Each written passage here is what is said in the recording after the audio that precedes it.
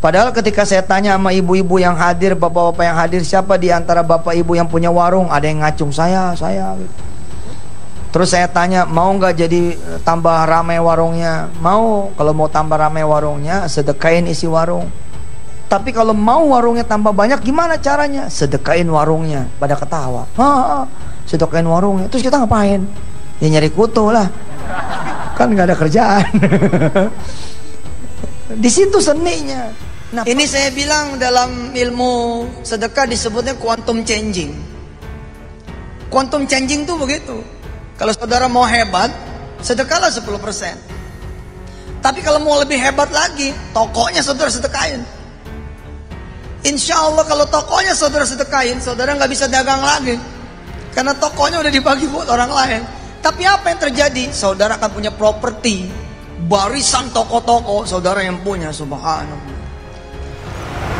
Nah, 40 hari harus nyedekahkan itu semua, ya kan?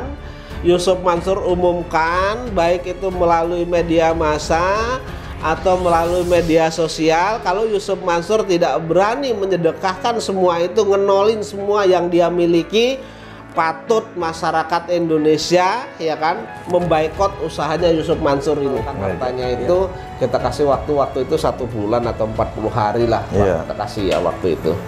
Nah, ternyata sampai dengan saat ini kan kita tidak pernah mendengar beritanya bahwa Yusuf Mansur itu mensedekahkan seluruh warung steak and shake-nya, mensedekahkan seluruh bebek selamat, mensedekahkan. Berani, sebagaimana saya mengatakan adalah bahwa Yusuf Mansur itu ya jarkoni, bisa ujar raisong lakoni.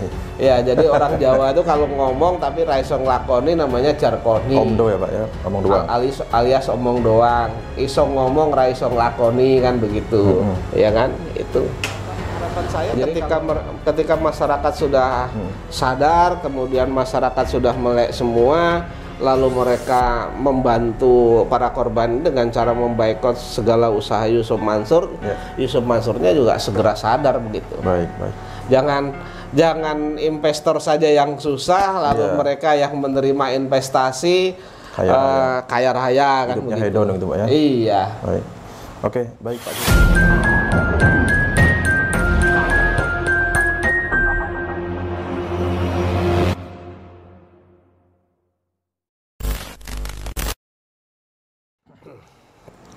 Ya, bismillahirrahmanirrahim. Assalamualaikum warahmatullahi wabarakatuh. Jumpa lagi teman-teman bersama saya Aji dan Pak Zaini Mustafa di Kota Wisata Cibubur. Kita nantinya masih akan memperbincangkan terkait dengan perkembangan lanjutan upaya perjuangan Pak Zaini Mustafa dalam menjadi kuasa hukum Bu Elis Siti Rohimah dalam perkara JPN Bogor di Pengadilan Negeri Bogor. Baik Pak Zaini, Pak Zaini, kemarin kan agendanya sudah menghadirkan 2 saksi, yakni Ustaz Qorik dan Pak Heri Mustafa. Nah, ini nantinya di agenda sidang berikutnya, rencananya kan masih agendanya saksi lagi Pak ya? Iya, betul. Nah, ini apakah juga sama-sama merupakan investor atau mungkin seseorang yang berperan lain di dalam perkara JPN Batubara ini Pak? Jadi begini. Yang saya hadirkan yang 2 kemarin itu sama-sama investor, terus kemudian hampir semua saksi yang saya hadirkan tuh nanti juga investor, terus kemudian juga yang saya hadirkan ini pernah diajak ke Kalimantan Mas, melihat tambang batu bara itu. Jadi kita ingin membuktikan bahwa penawaran batu bara itu real ditawarkan. Kemudian ada perannya daripada Yusuf Mansur, kemudian ada perannya dari Adiansah, dan kemudian ada peran juga dari BMT begitu. Kalau masalah uang, memang kalau masalah berkaitan dengan bukti uang dan lain sebagainya kan memang kita punya alat bukti, terus kemudian memang sudah diakui dan itu pasti terbukti kan. Iya. Jadi masih berkaitan Mas dengan investor ya, selaku investor, dan mereka juga yang diajak ke Kalimantan gitu. Ya, kan ada salah satu foto yang menjadi barang bukti juga Pak. Iya. Apakah investor yang akan Pak Zaini hadirkan sebagai saksi ini juga yang turut serta berada di dalam foto tersebut atau gimana? Betul. Jadi kalau kemarin itu mereka memang pernah ke Kalimantan tetapi tidak berada dalam satu foto itu. Karena kan kunjungan ke Kalimantan itu kan tidak hanya satu kali tapi ada beberapa kali gitu ya.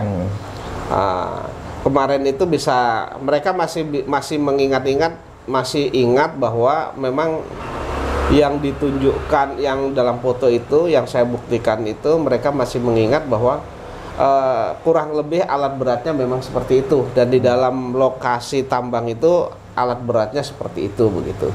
Jadi mereka itu terus kemudian mereka bisa menunjukkan dua orang saksi kemarin bisa menunjukkan orang tergugat tiganya Adiansah yang mana, kemudian dalam foto itu mereka bisa menunjukkan, terus kemudian orang BMT yang mana, terus kemudian karyawan BMT yang mana, terus kemudian orang kepercayaan Yusuf Mansur dan Adiansah yang mana itu mereka bisa menunjukkan gitu Mas. Oke. Ya. Semoga nantinya bisa menjadi pertimbangan majelis hakim ya. Dalam memutuskan dengan memutus yang seadil-adilnya begitu Pak. Baik Pak, ini terkait dengan Muhammad Jimmy Pak. Ini kan sosok nama baru yang menggugat Yusuf Mansur begitu Pak dan kawan-kawan di Pengadilan Negeri Bogor baru-baru ini. Dan kabarnya ternyata Muhammad Jimmy ini mencabut gugatannya Pak. Nah ini apakah jangan-jangan dikasih masukan ini apa ya? Jadi saya dengar kabar itu juga dan saya dapat informasi dari orang yang bisa dipercaya bahwa memang benar Muhammad Jimmy itu mencabut gugatannya dengan alasan mereka ingin memperbaiki gugatan. Jadi masih dalam tingkat kewajaran lah begitu. Mudah-mudahan apa yang menjadi alasan itu benar. Ketika mereka sudah memperbaiki, kemudian yang mereka mengajukan gugatan lagi begitu. Ya, jadi asalnya memperbaiki gugatannya Pak. Karena kalau dilihat dari SPP itu materi gugatannya sama persis dengan AC ini begitu ya.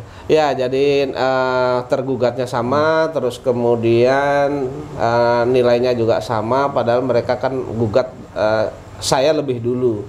Seharusnya jumlahnya tentu lebih banyak daripada saya. Karena kan ngitungnya dari mulai tahun 2009 akhir sampai dengan gugatan itu dimasukkan, tentu mungkin harusnya tidak sama persis sama saya gitu. Itu mungkin itu yang menjadi pertimbangan juga mungkin. Dan saya lihat juga masih ada sedikit tumpang tindih masalah Posita sama seperti itu mungkin ya. Oke. Ya, dan yang menarik lagi teman-teman ketika kemarin Ustadz Khulik dihadirkan kembali oleh Pak Zaini sebagai saksi, Ustadz Khulik ini terus-menerus mengatakan bahwa ingin bertemu dengan Yusuf Mansur untuk menyelesaikan batubara. Karena memang kalau nantinya ini gugatan menunggu antrian Pak Zaini karena satu gugatan ini membutuhkan waktu yang panjang Pak ya. Betul. Bisa sampai 2 tahun ya. Jadi kita juga melihat bahwa korban-korban ini usianya juga sudah tidak muda lagi gitu Pak dan juga kesehatannya menurun. Jadi Ustadz Khulik ya terus-menerus mengatakan bahwa ingin ya ada penyelesaian dari Yusuf Mansur begitu. Baik Pak Zaini, ini terkait kembali dengan kemarin Pak Zaini juga sempat menantang Yusuf Mansur untuk menyedekahkan ya salah satu bisnis kulinernya yaitu warung steak and shake begitu. Ya, karena dia sendiri seringkali dalam ceramah itu mengajak menyuruh jamaahnya untuk sedekah jor-joran gitu ya, punya warung satu-satunya disedekain, punya toko satu-satunya disedekain supaya nantinya tokonya akan bertambah banyak. Nah ini kan sungguh aneh jikalau Yusuf Mansur tidak berani mempraktekkan ajarannya sendiri. Ini sudah tanggal berapa ini Pak? Hari ini tanggal 15 Juli Pak. 15. Hari ini tanggal 15 Juli. Pak Zaini memberi tanggang waktu sampai 10 Juli Pak. Nah ini ternyata nggak ada keberanian dari Yusuf Mansur untuk menyediakan harus steak gimana nih Pak? Iya. Jadi kan Yusuf Mansur selalu dalam ceramahnya selalu minta orang untuk ngenolin apa yang seperti Mas Haji katakan tadi kan. Artinya kalau bisa dinolin saja semua untuk Allah, nanti biar Allah yang menggantikan begitu. kemudian karena mereka sudah berbicara seperti itu, tentu saya selaku korban dari investasi juga Yusuf Mansur, terus kemudian kuasa hukum dari beberapa orang yang dirugikan Yusuf Mansur, tentu saya kalau mereka memilih jalan seperti itu kan, tentu saya menantang Yusuf Mansur untuk mengenoli seluruh hartanya kan. Iya, betul. Nah, untuk disedekahkan, siapa tahu nanti katanya kan kalau itu sedekah nanti Allah akan ganti kan begitu. Betul. Ya kan? Iya. Allah akan ganti. Apa sebagaimana yang diucapkan Yusuf Mansur lah, artinya Yusuf Mansur mengatakan seperti itu, lalu saya balik, Yusuf Mansur berani nggak mensedekahkan itu, mengenolkan hartanya itu, kita kasih waktu itu 1 bulan atau 40 hari lah, kita kasih ya waktu itu. Nah, ternyata sampai dengan saat ini kan kita tidak pernah mendengar beritanya bahwa Yusuf Mansur itu mensedekahkan seluruh warung steak and shake-nya, mensedekahkan seluruh Bebek Slamet, mensedekahkan seluruh Mas Mono, ya kan? Kemudian mensedekahkan Hotel City dan lain sebagainya, dan investasi lain kan tidak ada.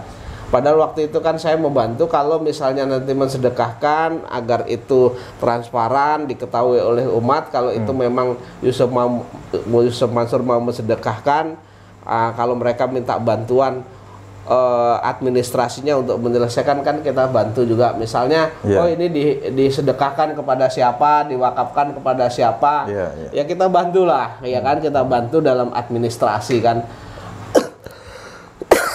Kalau wakaf itu kan gratis Mas sifatnya. Jadi akte ikrar wakaf itu gratis kan, kita bantu. Tapi sampai dengan saat ini kan juga tidak ada orangnya yang ngomong, Pak ini mau diimpakkan, mau disodakohkan, mau diinfakkan, kan nggak ada. Artinya mereka tidak berani begitu. Nah, kalau tidak berani, sebagaimana saya mengatakan adalah bahwa Yusuf Mansur itu ya jarkoni. Bisa ujar esong lakoni. Ya, jadi orang Jawa itu kalau ngomong tapi raisong lakoni namanya jarkoni. Omdo ya Pak ya, omong doang. Alias omong doang. Isong ngomong raisong lakoni kan begitu. Ya kan? Itu. Jadi kalau saya sudah tidak percaya terhadap Yusuf Mansur itu, kalau berani mensedekahkan nggak percaya. Karena banyak juga contohnya, misalnya orang yang sedekah misalnya mobil Innova, ya kan? Seperti yang orang Boyolali itu, lalu mereka kesulitan uang, bukan mereka minta sedekah terhadap Yusuf Mansur, tapi pinjam kepada Yusuf Mansur sebesar 5 juta rupiah untuk kepentingan anaknya wisuda atau gimana. Yusuf Mansur mengatakan bahwa mereka juga tidak punya uang, jadi jangankan bersedekah, minjamin aja enggak, itu loh. Iya, itu Mas. Ya, Yusuf Mansur selalu menganjurkan ya, kalau ada masalah supaya ada solusi lepas dari masalah tersebut, salah satu caranya dengan sodakoh gitu ya. Nah, ini nyatanya kan Yusuf Mansur sedang ditimpa masalah, digugat oleh para investornya. Nah, ini kita tunggu Yusuf Mansur berani nggak mempraktekkan ajarannya sendiri begitu. Nah, berarti kalau Yusuf Mansur cuma omdo nih Pak, nah ini sesuai yang katakan Pak Jani kemarin, berarti ini patut diboikot begitu Pak ya, usahanya gitu Pak? Iya, jadi kalau sudah tidak berani seperti itu, tentu bagaimana caranya para netizen, bagaimana caranya para investor yang sudah merasa dirugikan dan lain sebagainya, jalan keluarnya adalah ya jangan sampai kita bersentuhan lagi terhadap segala usaha Yusuf Mansur itu. Baik misalnya zakat dan lain sebagainya, kan mereka juga ada Basnas itu. Jadi kalau mau berzakat ya nggak usah lewat Yusuf Mansur lah, lewat Basnas yang lainnya saja kan masih banyak. Terus kemudian misalnya mau makan daging, misalnya daging bakar, ya nggak usah di stick and shake kan begitu. Pengen makan bebek slamet ya nggak usah di bebek slamet, kan ada bebek Madura dan lain sebagainya. Yang jelas memang orang-orang ini kan kalau yang lainnya kan ibaratnya bukan uang yang ibaratnya kalau yang lainnya mencari rezeki dengan cara yang halal kan begitu. Iya. Nah, tentunya upaya boykot ini adalah serta merta juga untuk mendorong supaya Yusuf Mansur itu segera ya menyelesaikan urusan-urusan dengan para investornya begitu Pak. Iya, harapan saya ketika masyarakat sudah sadar, kemudian masyarakat sudah melek semua, lalu mereka membantu para korban dengan cara memboikot segala usaha Yusuf Mansur, Yusuf Mansurnya juga segera sadar begitu. Baik. Jangan investor saja yang susah, lalu mereka yang menerima investasi kaya raya kan begitu. Hedon gitu Pak ya. Iya.